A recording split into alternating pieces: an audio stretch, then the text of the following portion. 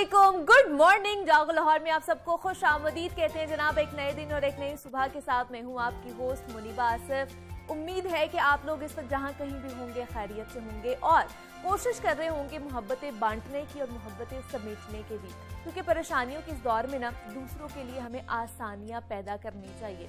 पहले कहा जाता था कि हकीकी जिंदगी में नफरतों की वजह से लोग सोशल मीडिया पर दोस्तों को फरोग दे रहे हैं, या सोशल मीडिया पर हजारों की तादाद में हम दोस्त भी बना लेते हैं और मद्दाह रखने वाले जो हकीकी जिंदगी उनकी होती है ना, उसमें चंद मुखलिस दोस्तों से भी महरूम होते हैं। लेकिन अब हम देख रहे हैं जनाब के लोगों ने सोशल मीडिया पर भी लड़ना झगड़ना शुरू कर दिया है, और आम लोग ही नहीं बल्कि कई सेलिब्रिटीज भी हैं जो इस अमल में शामिल भी हैं, जिससे नफरतें और जो खदूरतें हैं वो बढ़ती ही जा रही है। तो इसलिए हम सबको ही कोशिश करनी चाहिए कि अच्छे अखलाक और प्यार के साथ लोगों से डील करें, नफरतें कम करें और प्यार बढ़ाएं, ताकि हमारा जो सुकून है और हमारा जो मुआशरा है वो अच्छे तरीके से जो तरक्की कर सके। क्योंकि आजकल परेशानी इतनी बढ़ती जा रही है, मौसम के हवाले से भी हम बहुत ज़्यादा टेंशन में रहते हैं कि जनाब कैसा आएगा, जिसकी वजह से हमारे रवैये चेंज होते रहते हैं। दूसरा, आसपास का जो हमारा कह लें कि सियासी पारा भी है वो भी बहुत ज़्यादा हाई हुआ है, और आज का दिन भी बहुत अहम है, उस पर भी हम बात करेंगे। लेकिन अभी हमने आगे बढ़ना है और अपने पहले टॉपिक की तरफ बढ़ते हैं और कुछ बात कर लेते हैं सेहत और फिटनेस के हवाले से। तो जनाब इंसानी जिस्म की अगर हम बात करें तो कई किस्म की गदूदें होती हैं हमारी इंसानी जिस्म में, जो मुख्तलिफ काम भी सरअंजाम दे रही होती हैं, जिनमें से एक अहम गदूद होती है थायराइड। गले में मौजूद थायराइड ग्लैंड्स ऐसे मखसूस किस्म के हार्मोन्स तैयार करती हैं जिनका जो मकसद होता है वो ग़िज़ा से हासिल होने वाली तवानाई को हद एतदाल में रखना है। उसकी कमी या फिर ज़्यादती से हमारा जो जिस्म है वो मुख्तलिफ बीमारियों का शिकार भी हो जाता है। लेकिन तहकीक में ये बताया जा रहा है कि मर्दों की निस्बत ये बीमारी जो है ख़वातीन में ज़्यादा पाई जाती है, और पाकिस्तान समेत दुनिया भर में हर 8 में से एक खातून थायराइड की बीमारी में मुब्तला भी होती है।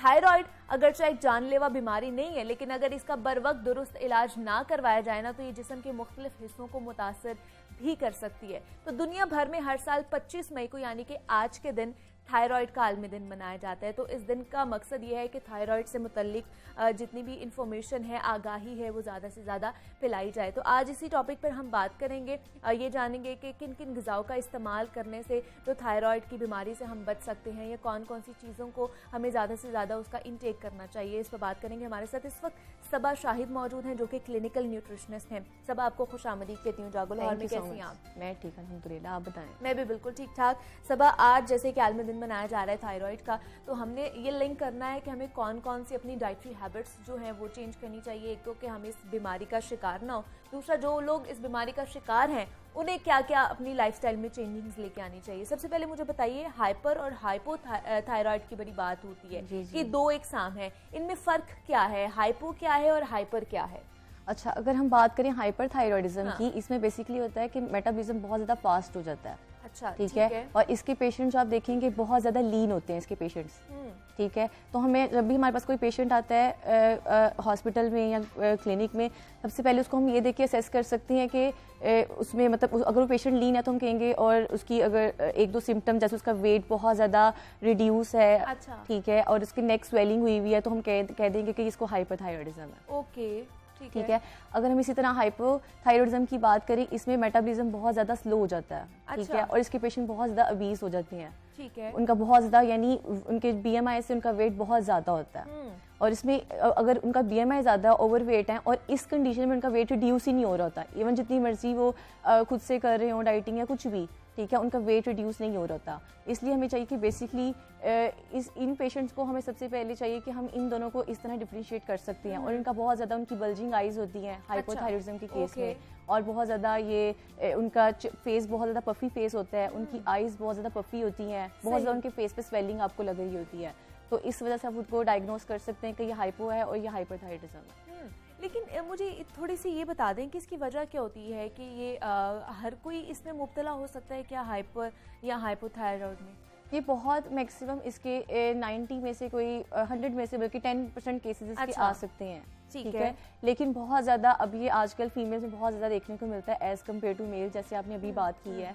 और इसको हम मतलब इसी तरह कर सकते हैं कि सबसे पहले हम इनके सिम्टम्स से ही हम इसको लेके कर सकते हैं। अगर फैमिली में किसी को है, अगर फैमिली हिस्ट्री में है तो उसको भी बहुत ज़्यादा चांसेस है कि उनको भी ये हो।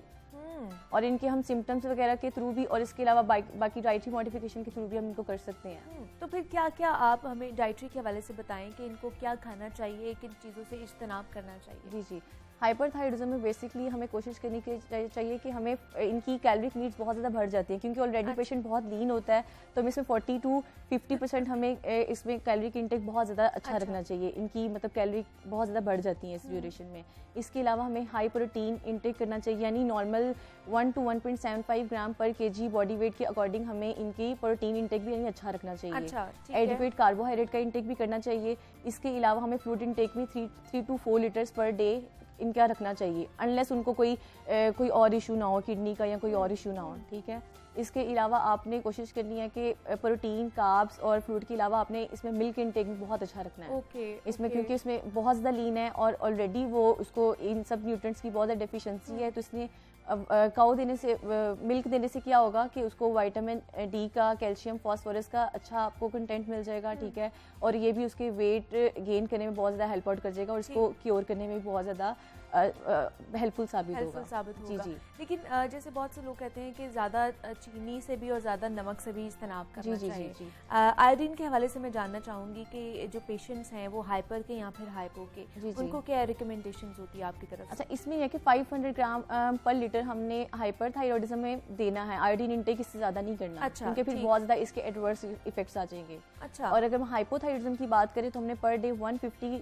ग्राम टू 250 ग्राम पर डे हमने आयोडाइज सोल्ट की फॉर्म में दे सकते हैं या आयोडीन फूड की फॉर्म में भी दे सकते हैं। अच्छा, ठीक है, तो हमने इन रिकमेंडेशन को आपने ज़रूर ध्यान में रखना है कि हमने इससे ज़्यादा आयोडीन का इंटेक नहीं करना। ये डेली रूटीन की हम बात करें कि उसमें आपने सिर्फ इतना ही आयोडीन का इंटेक करना है, इससे ज़्यादा नहीं करना। वो सिचुएशन फिर क्या हो सकती है अगर ज़्यादा कर लेते हैं, जिनको अवेयरनेस नहीं होती इस चीज़ की? जी जी, उसमें यह है कि उनको फर्दर मतलब उसको क्योर नहीं कर सकते। एडवर्स इफेक्ट्स में मतलब यही है कि उनको फर्दर और डायग्नोसिस वगैरह भी हो सकती हैं। ठीक है, उनका अगर किडनी का में भी उनको प्रॉब्लम है तो उनको किडनी के इश्यूज बहुत ज़्यादा हो सकते हैं। अच्छा, ठीक है, और यूरिक एसिड, इन सब चीज़ों का बहुत ज़्यादा मसले मसाइल हो सकते हैं। जी जी। और बहुत से लोग हैं सप्लीमेंट्स का इस्तेमाल भी करते हैं, डाइटरी सप्लीमेंट्स का, वो हमें बताइए सबा कि वो करने चाहिए? जी, हाइपरथायराइडिज्म के पेशेंट्स में अगर हम बात करेंगे तो हमें आयोडीन का इंटेक इसमें कम से कम रखना चाहिए हाइपरथायराइडिज्म के पेशेंट में। क्योंकि हमें सप्लीमेंट्स में हमने ये ध्यान रखना है कि उसमें आयोडीन का कंटेंट मौजूद ना हो। लेकिन अगर हम हाइपोथायराइडिज्म की बात करेंगे तो उसमें हमने क्योंकि हाइपोथायराइडिज्म के पेशेंट में क्या होता है कि आयोडीन की अब्जॉर्प्शन बेसिकली नहीं हो रही होती। अच्छा, ठीक है, तो हमने सप्लीमेंट्स में आयोडीन का कंटेंट देखना है कि उसमें आयोडीन का कंटेंट जरूर हो, फिर ही हमने उनको सप्लीमेंट्स ये रिकमेंड करने हैं। उसके अलावा मतलब वो ना खाएं। जी जी, किसी से मशवरा लेके और खासतौर पर किसी न्यूट्रिशनिस्ट से या फिर किसी डॉक्टर से मशवरा लेके फिर ही खाएं। और एक ये भी मैं बात इसमें ऐड करना चाहूँगी कि इन दोनों की मेडिकेशन लाइफ टाइम चलती रहती हैं डॉक्टर की रिकमेंडेशन के अकॉर्डिंग, और साथ साथ आप डाइट का ख्याल रखें ताकि आप इन सब चीज़ों से अवॉइड या प्रिवेंट कर सके इन सब चीज़ों को। और दूसरा, ग्लूटेन फ्री डाइट के बारे में भी हमने बहुत सुना है, ये हमें बताइए। जी जी, इसमें बेसिकली कहते तो हैं कि ग्लूटेन फ्री डाइट देना चाहिए, लेकिन एज सच इसकी कोई भी रिसर्च अभी तक इसमें नहीं है कि ये देनी चाहिए, रिकमेंड करनी चाहिए। तो इसलिए हमें आयोडीन का कंटेंट और बाकी हमें अपने विटामिन्स और मिनरल्स वगैरह का कंटेंट को बैलेंस रख के फिर हमें चलना चाहिए। हमें बेसिकली ये नहीं देना चाहिए। ठीक है जी। सबा शाहिद, क्लिनिकल न्यूट्रिशनिस्ट, हमारे साथ मौजूद थी। सबा, बहुत शुक्रिया आपके वक्त का कि आप यहाँ पर आई। और जनाब, आज आलमी दिन मनाया जा रहा है थायराइड के हवाले से, और हाइपरथायराइड क्या होता है और हाइपोथायराइड पे क्या क्या हमें करनी चाहिए, डिफरेंस आज हमने देखा है। यहाँ पे एक छोटी सी ब्रेक लेते हैं, मिलते हैं इस ब्रेक के बाद।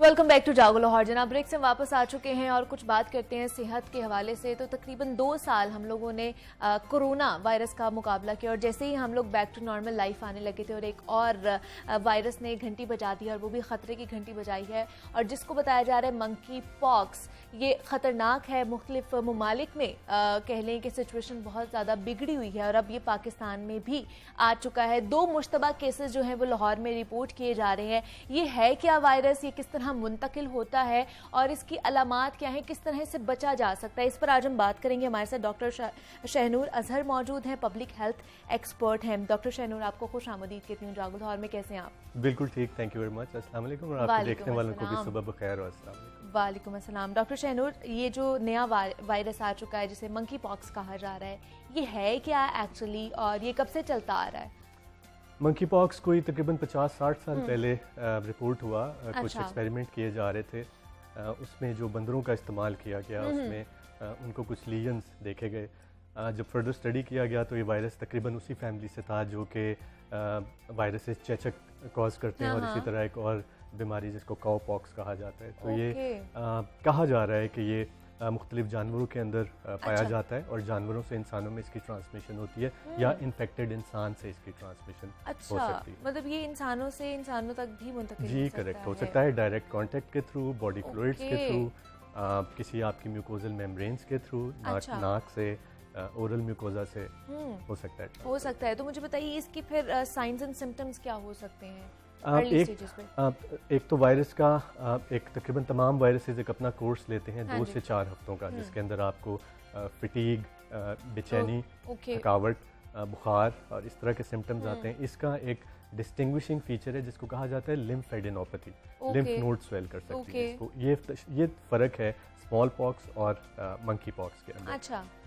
उसके अलावा रैश आपके हाथों पे या चेहरे तक फैल सकते हैं, ये इसके कुछ की सिम्टम्स हैं। लेकिन आजकल जो हम लोग फुटेजेस भी देख रहे हैं इससे मुताल्लिक के छाले बन जाते हैं और इस तरह की, ये फिर इनिशियल स्टेजेस पे ही इस तरह की कंडीशन आ जाती है या आगे जाके देखनी पड़ती है? जी, सबसे पहले एक्सपोजर होता है, एक्सपोजर के बाद खून में फैलता है जिसको वायरीमिया कहते हैं। फिर बुखार होता है क्योंकि आपका कुव्वत मुदाफ़त जो है एक इंसानी जिस्म में वो किक इन करती है। उसके बाद रैश अपीयर होता है, उससे पहले फिर रैश जिस तरह ख़त्म होते जाते हैं तो इलनेस अपना कोर्स मुकम्मल करती जाती है। तो इसका टाइम ड्यूरेशन को अभी पता चल पाया कि कितना हो सकता है? बाकी वायरल इलनेसेस की तरह जो लिटरेचर है वो कहता है कि ये भी 2 से 4 हफ्तों का अपना कोर्स लेकर ही जाता है। ठीक है, तो फिर इनिशियल स्टेजेस पे जो लोग हैं उनको क्या करना चाहिए अगर इस तरह के साइंस एंड सिम्टम्स आ जाते हैं? फौरी तौर पर उन्हें क्या हॉस्पिटल एडमिट हो जाना चाहिए?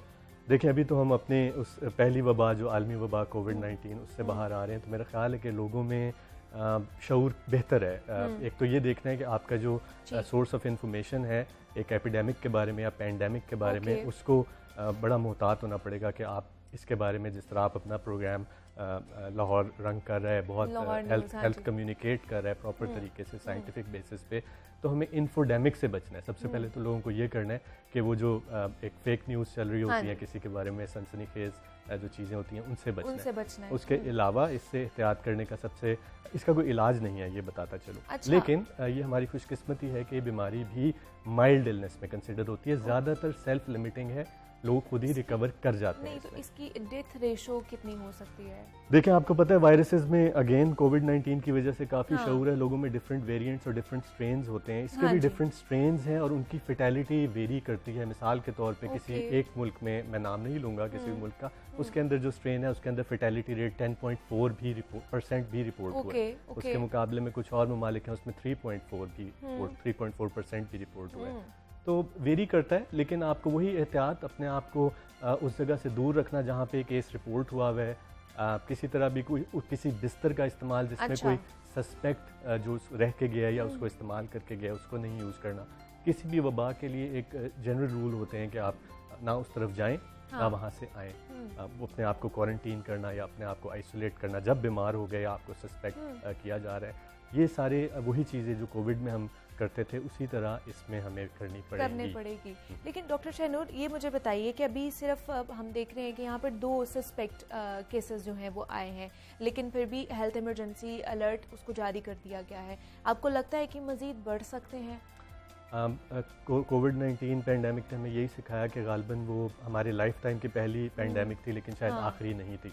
तो एक लिहाज से तो ये अलर्टनेस अच्छी बात है। हुकूमत के लेवल पे भी हमारे पास बड़े मुस्तनद इदारे जैसे कौमी इदारा सेहत इस्लामाबाद में मौजूद हैं, इन चीज़ों को मॉनिटर कर रहे हैं। तो यकीनन पैंडेमिक की एक प्रिपेयर्डनेस होनी चाहिए, एपिडेमिक की प्रिपेयर्डनेस होनी चाहिए और अवामी सतह पर इसका शऊर होना चाहिए, क्योंकि इन्फेक्शन को, ये जो वायरल इन्फेक्शन है, टेक्निकल टर्म्स में इसको सिर्फ एक ही चीज़ लिमिट कर सकती है, जब ये फूट पड़े। वो है breaking the chain of transmission. Okay, इसकी ट्रांसमिशन को रोकेंगे तो वायरस या जो भी मुतअद्दी मर्ज है या वबा है उसके फैलने के या फैलाव के रोकने के चांसेस ज़्यादा हैं। तो उसके लिए भी, इसके ट्रांसमिशन को रोकने के लिए भी, जैसे हमने कोरोना के लिए पाबंदियां लगाई थी कि डिस्टेंस मेंटेन करें, मास्क का इस्तेमाल करें, सैनिटाइजर यूज़ करें, इस तरह के कुछ SOPs होने चाहिए। और अब SOPs तो पब्लिक खुद इतनी मेरा ख्याल है लिटरेट है कि उनको खुद उस SOPs का पता है, तो सिर्फ गवर्नमेंट की तरफ ना देखें। अगर कहीं पे कोई मुश्तबा केस या कोई ऐसी विसिनिटी में जहाँ जाएं कि कोई बीमार जानवर या कोई ऐसे छाले कहीं पे नज़र आए या कोई बुखार या बीमारी की कैफियत नज़र आए, तो उसमें यकीनन ख़ास तौर पे उन डॉक्टरों को जिन्होंने कोविड-19 में ना सिर्फ कुर्बानियाँ दी बल्कि PPE का इस्तेमाल या अपने सेल्फ प्रोटेक्शन वाली तमाम चीज़ों का इस्तेमाल करके दिखाया है, उसी चीज़ को अस्पतालों में भी डॉक्टरों को और हेल्थ केयर स्टाफ को एक दफ़ा दोबारा करना पड़े। लेकिन डॉक्टर शहनूर, जैसे स्मॉल पॉक्स जिसे चेचक कहा जाता है, उसकी फैमिली से ही ये भी बिलोंग करता है, उसकी तो वैक्सीनेशन है जिसका हमें पता है, क्या वो कारआमद साबित हो सकती है इसके लिए? मैं अभी आने से पहले देख रहा था तो जो सेंटर ऑफ डिजीज़ कंट्रोल एक मुस्तनद इदारा है US से, उनका कहना ये है कि जो स्मॉल पॉक्स की वैक्सीन है luckily it is very much effective on monkey pox. Okay, लेकिन जी सॉरी टू कट यू, लेकिन ये बता दूं कि वैक्सीन भी तमाम लोगों के लिए हर वक्त काबिल अमल नहीं होती। अच्छा, मतलब हर किसी की इम्यूनिटी लेवल अलग होता है और उस पर उसका जो इफेक्ट है वो भी अलग होगा। करेक्ट। तो क्या अभी से अगर थोड़ी सी आगाही लोगों को दी जाए, कैंपेन्स चलाई जाएं, तो अभी से अगर इसका इस्तेमाल शुरू कर दिया जाए वैक्सीन का, तो क्या हम बच सकते हैं इससे? मेरा ख्याल है अभी कबल अज़ वक्त है। अच्छा। क्योंकि अभी national institute of health Islamabad के मुताबिक और मेरी इन्फॉर्मेशन के मुताबिक अभी कोई भी केस रिपोर्ट नहीं हुआ, लेकिन अलर्ट है, हाइटेंड अलर्ट है एयरपोर्ट्स पे और जो दुनिया में जहाँ से डेटा आ रहा है ग्लोबल हेल्थ का उसको देखा जा रहा है।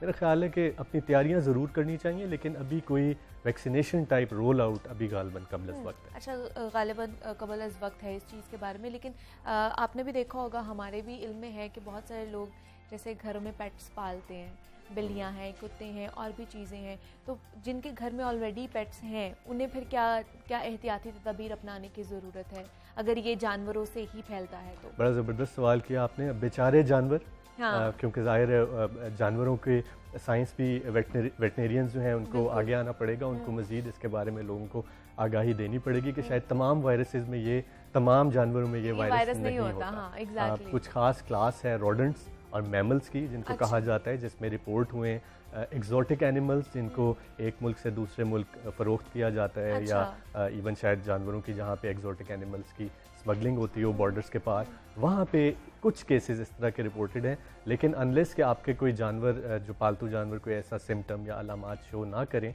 उस वक्त तक मेरा ख्याल है कि जानवरों को शक की नज़र से शायद नहीं देखना चाहिए। लेकिन उनमें भी कोई ऐसे साइंस एंड सिम्टम्स आ सकते हैं? जी, रैश डेफिनेटली, या जानवर जनरली अगर बीमार लगे, ठीक है। मैं बल्कि लाहौर न्यूज़ की और आपकी वसातत से चाहूँगा कि ये एक वन हेल्थ की तरफ ये सारी डिस्कशन जा रही है। इसमें मुख्तलिफ एक्सपर्ट्स और मल्टी डिसिप्लिनरी प्रोफेशंस को आना चाहिए आगे, और अपने अपने प्रोफेशंस के और अपने अपने जो एक्सपर्टीज़ है उसके बारे में देनी चाहिए इन्फॉर्मेशन पब्लिक को भी।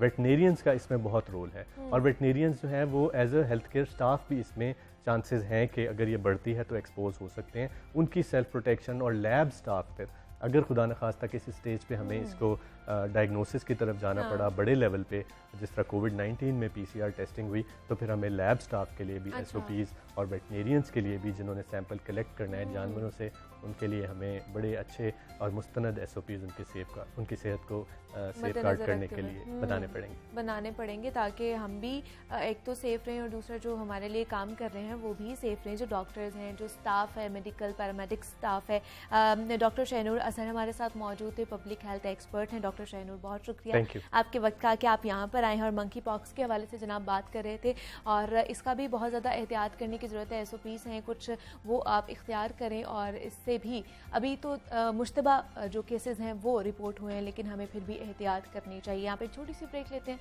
मिलते हैं इस ब्रेक के बाद।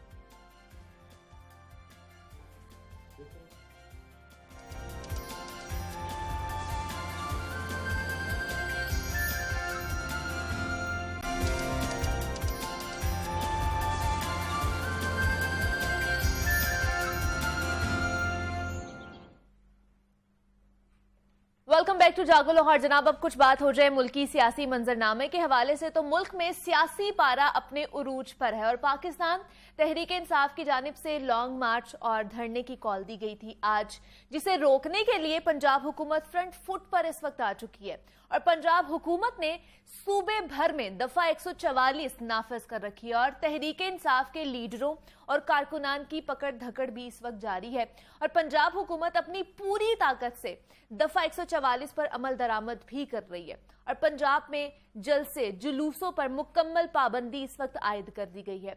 पंजाब में देखा जाए तो अमनो अमान कंट्रोल करने के लिए रेंजर्स तैनात करने का भी फैसला किया गया है और मौजूदा सूरत हाल पर अगर नजर दौड़ाई जाए तो जनाब सूरत हाल बहुत ही गंभीर होती जा रही है और इस वक्त लाहौर में अगर देखा जाए तो शहर के जो दाखिली और खारजी रास्ते हैं वो कंटेनर्स लगाकर बंद कर दिए गए हैं।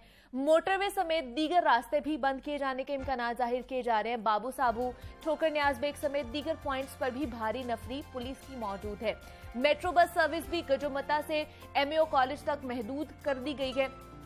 रास्ते बंद होने से शहरियों को मुश्किलात का सामना है। तो मुल्क की सियासी सूरत हाल किस जानिब गामजन है और इस हालात का जिम्मेदार कौन है? पुरअमन एहतजाज हर सियासी जमात का हक होता है, तो मुत्तहिदा हुकूमत क्यों ऐसे हथकंडे इस्तेमाल कर रही है, इस पर आज हम बात करेंगे। हमारे साथ इस वक्त मौजूद है नुमाइंदा लाहौर न्यूज़ है हसन रजा है। हसन, आपको खुशामदीद कहती हूँ जागो लाहौर में। उम्मीद करती हूँ कि आप ठीक ठाक होंगे और लेकिन ये जो सियासी सूरत हाल है, मंजरनामा जो हम देख रहे हैं मुल्क का, ये ठीक नहीं लग रहा है। सबसे पहले तो पंजाब की ही बात कर लेते हैं, क्या चल रहा है? पुरअमन एहतजाज करना तो मेरे ख्याल से ये सबका ही हक है, जितनी भी सियासी जमातें हैं, लेकिन ये क्या सूरत हाल चल रही है हसन? देखिए, एहतजाज करना तो सबका हक है। कुछ चीज़ें ऐसी हैं जो शायद हमने पहले कई मार्च मैंने जो है वो कवर किए हैं, जिसमें तहरीक इंसाफ का ही मार्च था जिसमें ताउल कादरी साहब भी शामिल थे और दीगर कुछ जमातें भी शामिल थी। फिर उनके साथ अगर आप देखें तो मुस्लिम लीग नून का प्रोटेस्ट मैंने इस्लामाबाद तक कवर किया, पाकिस्तान पीपल्स पार्टी का जो है वो लॉन्ग मार्च कवर किया, आज़ादी मार्च जो भी उनका था।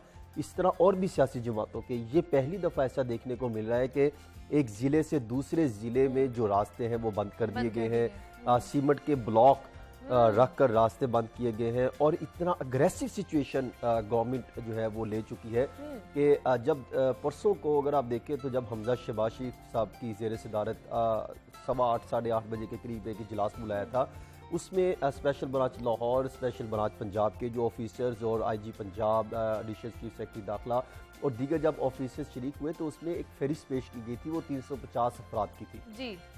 उसमें यह कहा गया था कि 350 वाली लिस्ट नहीं चाहिए। अच्छा। हमें उसमें कुछ ऐसे अफराद भी चाहिए जिसमें फाइनेंसर भी हो, खाना देने वाले भी हों, ट्रांसपोर्टर्स भी हों और वो अफराद भी हों यानी जिनके एक कॉल पर कोई 100-200 बंदा निकल सकता है। लाइक अगर आपकी कॉल पे कोई 100 बंदा निकल सकता है तो आपको भी रेस्ट करना है, मेरी कॉल पे निकल सकता है तो मुझे भी रेस्ट करना है। ऐसे बंदों की फरिश्ते भी तैयार की गई थी और वो भी अफराद शामिल थे जो ट्रांसपोर्ट के लिए मामला तय कर रहे थे, यानी ट्रांसपोर्टर से राब्ते करके उनको कंफर्म कर रहे थे कि उनको जो है वो इस्लामाबाद तक लेके जाना है। ये कुछ चीज़ें जो है इस पर चीज़ें उनकी फरिश्ते फिर आ गई, तकरीबन वो कोई 1200 थी, फिर बढ़ के 1800 तक चली गई। इस वक्त तक तकरीबन अगर आप देखा जाए पूरे पंजाब में महकमा दाखिला पंजाब के मुताबिक 1316 अफराद गिरफ्तार हो चुके हैं, जिसमें बहुत कम यानी 3 से 4 अफराद हैं जो ए कैटेगरी में स्टैंड करते हैं। बी और सी कैटेगरी में तकरीबन बी कैटेगरी और सी कैटेगरी के मिला लें तो 1248 है और कुछ सी कैटेगरीज के। अच्छा, और ये गिरफ्तारियां परसों से चल रही हैं? ये परसों रात 11:30 बजे से ये एक्शन प्लान शुरू हुआ था और कल फिर दोबारा सेकंड फेज आया जिसे आप कह सकते हैं कि 11:30 बजे, जिसमें पहली गिरफ्तारी मियां महमूद रशीद साहब की हुई। और मियां महमूद रशीद साहब परसों जब इनको गिरफ्तार करने पहुंचे थे तो जब उनसे हमने पूछा कि आपको गिरफ्तार किया गया है, करने के लिए कोशिश की जा रही है, तो आप क्या समझते हैं? तो उन्होंने हमें ये बताया था कि जब छापा पड़ा पुलिस का तो मैं तो स्टोर में जाके छुप गया था, हाँ, लेकिन कल वो कोई स्टोर नहीं मिल पाया, लेकिन कल वो गिरफ्तार हो गए। इसी तरह और भी बहुत सारे एजाज चौधरी साहब को घर से गिरफ्तार किया। 2-3 चीजें जो है पुलिस की तरफ से कल इतना वो इम्प्रेशन नहीं दिया गया कि गिरफ्तारियां करनी है नहीं करनी, जिस पर चीफ मिनिस्टर ने कल इजलास किया तो राना सनाउल्लाह साहब वीडियो लिंक पर मौजूद थे। उन्होंने कहा कि ये चीफ मिनिस्टर साहब जो मेरे अंदर जराए थे वो ये कहते हैं कि सीएम साहब जैसे अंदर आते हैं कि तो उन्होंने बैठने से पहले ही पूछा हाजी साहब फिर कितनी गिरफ्तारियां हुई हैं? अच्छा। ये सिर्फ शोर शराबा ही किया है आपने? तो हाजी साहब ने कहा जी हमने काफी सारी गिरफ्त उस टाइम 293 के करीब थी, ठीक है। और लाहौर में उस टाइम 63 के करीब गिरफ्तारियां थी, फरिश्त मेरे पास है। सही। तो उन्होंने कहा कि ये गिरफ्तारियां कितनी को हो गई हैं? तो उन्होंने कहा सर हमने इतने 200 समथिंग कर ली। एक कैटेगरी की, उसने कहा सर चंद एक है। तो उन्होंने कहा फिर रात का आपने आज सुबह तक जितना आपने शोर मचा दी है, जितना बदनाम करना था, रोला डालना था, घरों में आप घुस गए, खवातीन तक को आपने नहीं छोड़ा, गालियां धुन से पता नहीं क्या क्या, आपने वीडियोस मौजूद है, दरवाजे तोड़ दिए, कोई वो किसी चीज के तकद्दुस को नहीं छोड़ा, पामाल कर दिया। वो तो एक अलग चीज है कि पुलिस कैसे एंटर होती है, अगर बाहर निकल तो आप गिरफ्तार कर लें, नहीं पकड़ा। उसके बाद जो है चीफ मिनिस्टर बहुत नाराज हुए, वफाकी सेक्रेटरी दाखिला बहुत सख्त जो है वो नाराज हुए। उसके बाद फिर एक्शन देखने को मिला रात को कि उन्होंने किस तरीके से रैकी की, सासदारों की मदद ली, मोबाइल फोन जो है वो ट्रेस किए गए, मियां मुदरिशी को गिरफ्तार किया। लेकिन कल सारा दिन मैं देखता रहा काफी पाकिस्तान तहरीक इंसाफ की सीनियर लीडरशिप लाहौर में फिरती रही। अच्छा। यानी कि आप भी अगर होती मुलाकात तो आपसे भी हो जानी थी, मेरे से भी मुलाकातें हुई हैं बेशुमार अफराद से, मतलब डरे हुए नहीं लेकिन थे गिरफ्तार किसी ने नहीं उनको किया। इसका मतलब पुलिस सिर्फ प्रेशराइज करना चाह रही थी, और मतलब कि उनका एक शख्स जो है वो शहीद हो गया। तो आप अभी सिर्फ देख रहे थे कि हमने गिरफ्तार, अगर एग्रेसिव पोजीशन की जो आज रात को उन्होंने अपनाई है, आज उनकी सिचुएशन है, वो कल कहाँ थी? अगर कल आपने करना तो गिरफ्तार कर लेते। सिर्फ आपने छोटे लोगों के घरों में घुस के, खवातीन के दरवाजे तोड़ के, आपने सिर्फ लाहौर पुलिस पर सवालिया निशान ही खड़ा करना था या बाकी जगहों पर, तो इस पर कई सवालात उठते दिखाई दिए। अब सिचुएशन ये है कि पूरे लाहौर में कल ही तमाम अंदरूनी और बैरूनी रास्ते बंद कर दिए थे। बिल्कुल ऐसे ही है। और बाकायदा वज़ीर आला ने भी हुक्म दिया, फिर चीफ सेक्रेटरी ने उस पर इम्प्लीमेंट कराया। इस वक्त पूरे पंजाब के जो बड़े ज़िला हैं, खास तौर पर लाहौर से जाने वाले इस्लामाबाद तक तमाम रास्ते, अंदरूनी और बैरूनी रास्ते बंद हैं, टोटली बंद है, वहाँ पे कोई आंदोरफ्त नहीं है, ट्रांसपोर्ट भी मुकम्मल तौर पे बंद है। सिर्फ जो बेचारे, जिसे मैं देख रहा था कि जिसने बेचारे ने जलील होना है तो वो यहाँ से घरों से निकल रहे हैं, क्योंकि अगर वो एक दिन छुट्टी कर लें, अगर जो भी सरकारी उनके जो भी दफातर हैं, तो मेरे ख्याल में वो बेहतर रहेंगे। वरना जितनी ख्वारी यहाँ पर हो रही है, आप देखें बत्ती चौक रास्ते बंद हैं, कंटेनर लगाए हुए, सीमेंट के प्लांट वो जो है वो ब्लॉक ला के रख दिए, कई जगहों में पुलिस लगा दी गई। अभी बत्ती चौक पे वहाँ पे जो है वो मुंतशिर किया गया, पुलिस ने कुछ ग्रुप आ रहे थे। अब तहरीक इंसाफ ने भी ये अप्लाई किया था कि हम फैमिलियां लेके आएंगे, छोटे बच्चों को आगे करेंगे, खवातीन को आगे करेंगे, ताकि अगर किसी को भी कुछ हुआ तो सवालिया निशान उठेंगे। कल से जब से कंटेनर्स लगना शुरू हुए, ट्रैफिक जैम वहाँ पे है, लोग बड़े मुश्किलात का शिकार है, इवन के एम्बुलेंसेज वहाँ पर फंसी हुई थी। तो हमारा क्या कसूर है फिर? आम आदमी का क्या कसूर है यहाँ पर? देखिए, ये बात तो आपकी दुरुस्त है, लेकिन वो ये कहते हैं असल में ये मामला वो नहीं है कि इनके प्रोटेस्ट को रोकना। मामला ये है कि राना सनाउल्लाह साहब कहते हैं इन्होंने हमें गिरफ्तार किया, मैंने इनको नहीं छोड़ना। अच्छा। प्राइम मिनिस्टर साहब कहते हैं इन्होंने मुझे जमीन पे सुलाया, जेल में कोट लखपत जेल में, मैंने इनको नहीं छोड़ना। सही। इसी तरह हमजा शहबाज शरीफ, मरियम नवाज साहिबा, उनको भी जेलों में जो है वो बंद किया। वो असल में वो पहले उन्होंने बदला लिया, अब ये उसका बदला लेने की तैयारियों में। अब ये जो बदले और अदले बदले के चक्रों में अवाम जो है वो रुलती चली जा रही है, बिल्कुल ऐसे ही है। मुइशत का बेड़ा गर्क होता जा रहा है। मुइशत, आप सिचुएशन देख ले कहां से कहां पहुंच जाएगी। इस हुकूमत को बहुत सारे चैलेंजेस हैं, अगर आप देखें तो मुआशी हालात को बेहतर करना, सिचुएशन को बेहतर करने की तरफ जाना। लेकिन प्राइम मिनिस्टर, साबिक प्राइम मिनिस्टर इमरान खान वो ये कहते हैं कि सिर्फ इलेक्शन की तारीख दे दें और ये असम्बलियाँ तहरीर कर दें। ये कैसे होगा? पंजाब में भी आपके सामने आईनी बहरान जो है किस तरह संगीनी कैफियत इख्तियार कर चुका है। गवर्नर पंजाब यकम को अगर आते हैं तो वो किस तरह पंजाब में कह सकते हैं कि पंजाब का बजट पास करें, तो कैसे बजट पास करेंगे? स्पीकर तो पंजाब असम्बली चौधरी परवेज लाई है, अब वो उस पर स्टैंड लेंगे तो अगर वो बजट के इजलास बुलाने को तस्लीम करते हैं तो इसका मतलब कि वो ये मान जाते हैं कि पंजाब में वजीर आला बिल्कुल आईनी तरीके से हुआ था। इस टाइम जो पूरे पंजाब की अगर सिचुएशन देखें तो हालात बहुत डेंजर सिचुएशन है, और मार कुटाई का सिचुएशन बनेगी। हालात बनेंगे, बाकायदा कंट्रोल रूम बना हुआ है महकमा दाखिला पंजाब में, और बड़ी कड़ी निगरानी है, किसी को वो छोड़ने वाले नहीं है, और बहुत अग्रेसिव डायरेक्शन है। जो मेरी ऑफिसर से, हुकूमती अहदेदारों से बात हुई है, वो कहते हैं हमने लाहौर से बाहर जाने ही नहीं देना, और आज ही इनको गिरफ्तार करना है। वो अलग बात है कि किस तरीके से ये मिल मिला के अगर कुछ रुकावटें हटा के निकल जाते हैं, कामयाब हो जाते हैं, तो वो आगे कहीं रोक लें। संगीन होती जा रही है ये सूरत हाल जितनी भी है। और जनाब सारी सिचुएशन पे हमने बात की। हसन रजा हमारे साथ मौजूद है। हसन, बेहद शुक्रिया आपके वक्त का कि आप यहाँ पर आए हैं और तमाम तर जितनी भी इंफॉर्मेशन थी आपने हमारे साथ शेयर की है। और जनाब मजीद भी बाहर की क्या सूरत हाल है, कौन कौन से दाखिली और खारजी रास्ते बंद किए गए हैं, लोग कितनी परेशानी का सामना उन्हें करना पड़ रहा है, लियाकत अंसारी इस वक्त हमारे साथ मौजूद है, नुमाइंदा लाहौर न्यूज़ है। लियाकत, बताइएगा क्या सिचुएशन है इस वक्त बाहर? बाहर जो सिचुएशन है वो बहुत बड़े तसादम की तरफ जा रही है। इस वक्त अगर हम बात करें, बत्ती चौक में पीटीआई के कुछ जो है रहनुमा और कारकुनों की एक बड़ी तादाद पहुंच चुकी है, लेकिन यहाँ पर पुलिस की जो है वो सैकड़ों की तादाद में पुलिस एहलकार जो है यहाँ पर डिप्यूट है, जिनमें डॉल्फिन फोर्स और दीगर फोर्सेज जो है वो मौजूद हैं। अगर बात की जाए शफकत महमूद की, तो वो डिफेंस मोड से उनके काफिले को वहाँ पर रोका गया, लेकिन वो वहाँ से निकल आए, लेकिन वहाँ पर आतम यू और दीगर पीटीआई के कुछ कारकुन वहाँ पर गिरफ्तार हो गए हैं।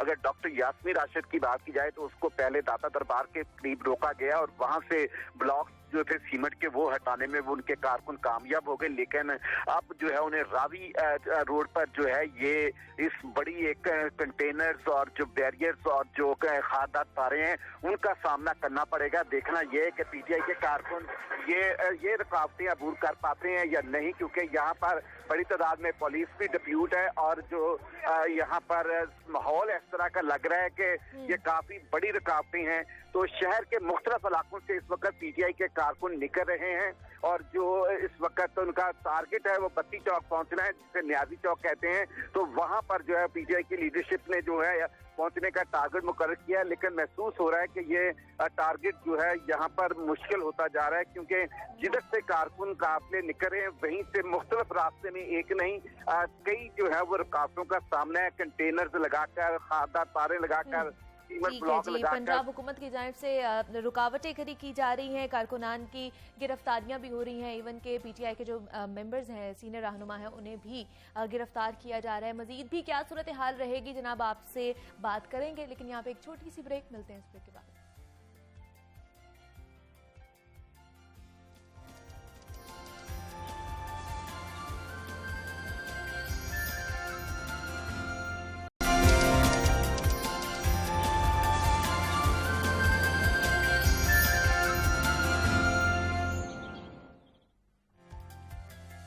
वेलकम बैक टू जागो लाहौर। जनाब कभी कभी तो मुझे यूँ लगता है कि हम शायद प्लास्टिक की दुनिया में ही रह रहे हैं। हमारे दिन के हर हिस्से में या हर जगह प्लास्टिक ना सिर्फ हमारे इर्द गिर्द मौजूद होता है बल्कि हमारे साथ भी रहता है। मसला ये है कि इस सारे प्लास्टिक का इस्तेमाल बहुत मुख्तसर होता है, लेकिन इस्तेमाल खत्म होने के बाद भी तकरीबन हमेशा के लिए उसका वजूद बरकरार रहता है। ये प्लास्टिक जो है हमारे माहौल और समंदर में जमा हो जाता है और आप लोग यकीनन ये जानकर बहुत ज़्यादा परेशान भी हो जाएंगे कि हमने अपनी ज़िंदगी भर जितने भी टूथ ब्रशेस की अगर एग्जांपल ले ली जाए कि वो ख़रीदे होंगे, इस्तेमाल किए होंगे, उसके बाद जब हम पानी पीने वाली जो डिस्पोजेबल बोतलें ख़रीद कर पानी पीते हैं उसके बाद उसको फेंक देते हैं, तो वो अब भी कहीं ना कहीं मौजूद होंगी। जितना भी हमने साल में ये चीज़ें की हुई हैं, ये जितने बरसों से हम ये करते आ रहे हैं, कुछ प्लास्टिक जो होता है वो रिसाइकिल होने के काबिल होता है और कुछ प्लास्टिक रिसाइकिल किया जाता भी है, लेकिन ये एक खौफनाक हकीकत है कि ज़्यादातर जो प्लास्टिक है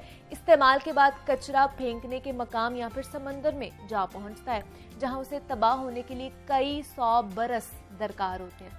प्लास्टिक का बढ़ता हुआ इस्तेमाल रोए ज़मीन पर ज़िंदगी को महदूद करता जा रहा है और माहौलियाती तबाही का सबसे बड़ा जिम्मेदार भी ये प्लास्टिक ही है। तो अगर हम अपने आने वाली नस्लों का मुस्तकबिल सिक्योर करना चाहते हैं ना, तो इस प्लास्टिक को अल्लाह हाफिज हमें कहना ही होगा।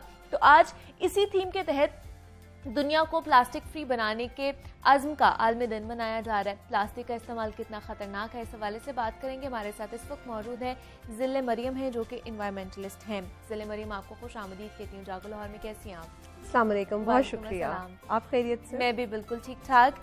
आज जैसे प्लास्टिक फ्री जो है वर्ल्ड डे मनाया जा रहा है कि हमने किस तरह अपने दुनिया को, अपने वर्ल्ड को प्लास्टिक फ्री करना है, इसका थीम ये है। तो मुझे बताइए कि प्लास्टिक एक्चुअली में कितना ख़तरनाक है इंसानी जानों के लिए या फिर हमारे इन्वायरमेंट के लिए ओवरऑल? बहुत शुक्रिया एक तो इस इतने हॉट टॉपिक को डिस्कस करने का, जहाँ पे और बहुत सी गर्म लहरें हमारे मुल्क में इस वक्त चल रही हैं। सो उसमें इस टॉपिक को शेयर करना बहुत बहुत मेरे ख्याल में इम्पॉर्टेंट है। जैसा आपने बिल्कुल सही एक तारुफ करवाया है प्लास्टिक के बारे में कि ये हमेशा कहीं ना कहीं किसी ना किसी फॉर्म में रहता है, बिल्कुल। और मेरे ख्याल में कि इसकी तबाही का अंदाज़ा हम ये लगा लें कि अभी रीसेंट रिसर्च हुई है एक यूएस में भी। अच्छा। और जो ह्यूमन लंग्स है उसमें भी उसके ज़रात पाए गए हैं। सो इसका मतलब ये है कि हमारे माहौल में सिर्फ वो प्लास्टिक नहीं है जो हमें नज़र आ रहा है, बल्कि वो प्लास्टिक भी शामिल है जो कि माइक्रो प्लास्टिक में कन्वर्ट हुआ हुआ है। ठीक है।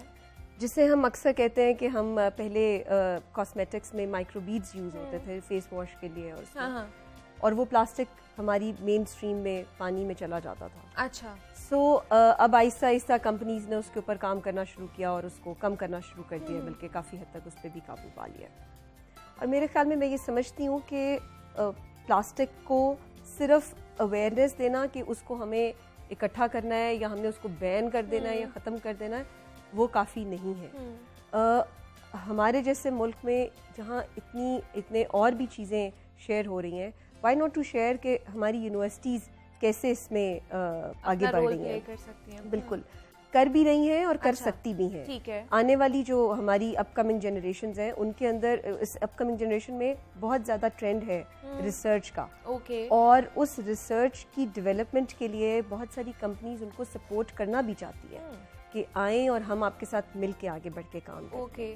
सो ये जो आपने कहा कि क्योंकि आज प्लास्टिक फ्री वर्ल्ड डे है, व्हाट इफ कि हमारी दुनिया तो यही है जिसमें हम इस वक्त रह रहे हैं। अगर हम इसमें छोटे स्टेप्स लेते हुए अपने घरों से स्टार्ट ले लें, हम अपने घरों से उस प्लास्टिक को आहिस्ता आहिस्ता महदूद करते जाएं, उसका इस्तेमाल भी, और अगर हम इस्तेमाल करते हैं तो फिर उसको अलग बैग में डालते जाएं कि जिसको हम रिसाइकलिंग के लिए दे सकें। ओके, ठीक है। और वो कौन से हेल्पिंग हैंड्स हैं जो हमें रिसाइकलिंग में मदद देते हैं? वो हमारे स्कैवेंजर्स हैं, वो कचरा उठाने वाले लोग हैं जो उसमें से छांटी करके निकाल लेते हैं प्लास्टिक।